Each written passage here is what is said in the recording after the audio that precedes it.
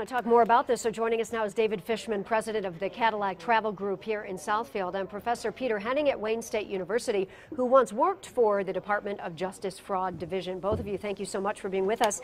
Peter, let me start with you here. What do you make of this investigation and what may come of it?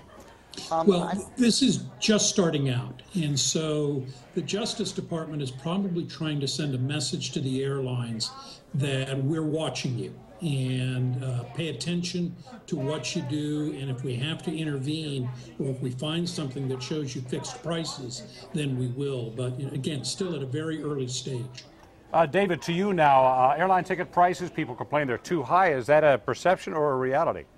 Well, it's sort of a perception because since 2009, they've only gone up 13%, and many other things have gone up a lot more. But if you want to look at historical data, if you go back to 1975, fares are actually down 20% prior to where they are in 1975 to today. So airfares haven't really gone up a lot, even though the perception is in the last period of time it's gone up quite a bit. So why the complaint then? Even the U.S. Travel Association, which I assume kind of represents travel agencies like yourself, complaining that the mergers have forced prices up.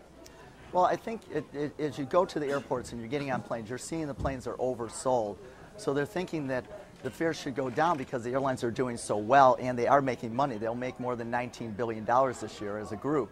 But the reality is that the fares are in a fairly good range. It's how you plan and also how flexible you are. They're still going to get the last-minute travelers who are really paying the bulk of the increase in airfares. You know, Peter, before we get back to you, David, I want to make one more point with you. And the prices themselves may be the same, but it struck me hearing you talk there that but we are now paying baggage fees that we've never paid before. You're paying if you want a blanket almost. You know what I mean? Maybe not, but close enough. Pay for peanuts. So I think flying is getting more expensive, isn't it? Well, on an overall basis, still, if you look at historically, the fares are even less, even with the fees that are in there. Okay. And really, the hub and spoke system has been in place for a while now. It's just with the mergers, we are having less flights, so the flights are more crowded, and we have less services on the flights that we are now paying more money for. So it feels like we're paying a lot more when we are paying more, but not quite as much as we really are truly paying. Been not so pleasant, I think. But all right, Peter, let's talk a little bit more about this. What would it take for federal investigators to prove collusion? What are they looking for? Is it emails? Is it things like that?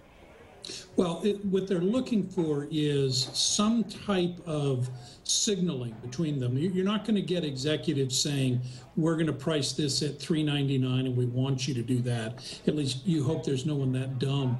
But what they want to find is, or if they want to put together a case, they want to find that there is something more than just coordination. You know, you can get all these prices on the internet. It doesn't take very long to figure out what it costs to fly from Detroit to Atlanta, but what they want to see is, are they moving in concert, and does that show some type of communication that they are sending each other signals? Even that might not be enough. That's why, unless there's someone who's willing to be a whistleblower, either one of the companies or someone inside one of the companies, and maybe that's what this is.